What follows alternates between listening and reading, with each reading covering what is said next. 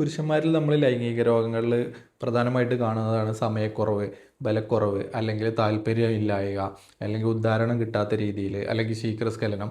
ഇത്തരത്തിലുള്ള ബുദ്ധിമുട്ടുകളൊക്കെ നമ്മൾ പല പുരുഷന്മാരിലും കാണാറുണ്ട്.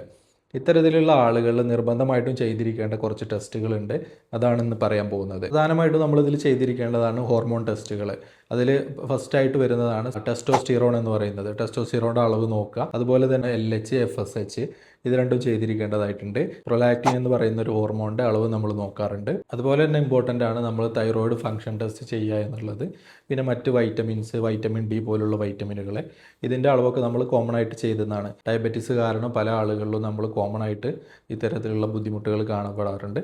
അത്തരത്തിലുള്ള ആളുകളിൽ നമ്മൾ ചെയ്യുന്നതാണ് FBS, RBS, അതുപോലെ തന്നെ HbA1c എന്ന് പറയുന്ന ടെസ്റ്റ്. ഇത്തരത്തിൽ ലൈംഗിക പ്രശ്നങ്ങൾ അനുഭവിക്കുന്ന ആളുകളിൽ നമ്മൾ പ്രോപ്പറായിട്ടുള്ള ഒരു ടെസ്റ്റ് നടത്തിയിട്ട് അതിൻ്റെ കാരണം കണ്ടെത്തി ചികിത്സിക്കുക എന്നുള്ളതാണ് അതിൻ്റെ പ്രോപ്പറായിട്ടുള്ള വഴി. ഇത്തരത്തിൽ ട്രീറ്റ്മെൻറ്റ് ചെയ്യുമ്പോൾ അവരിൽ ഇമ്പ്രൂവ്മെൻറ്റ് നമ്മൾ പലപ്പോഴും പെട്ടെന്ന് തന്നെ കാണപ്പെടാറുണ്ട്.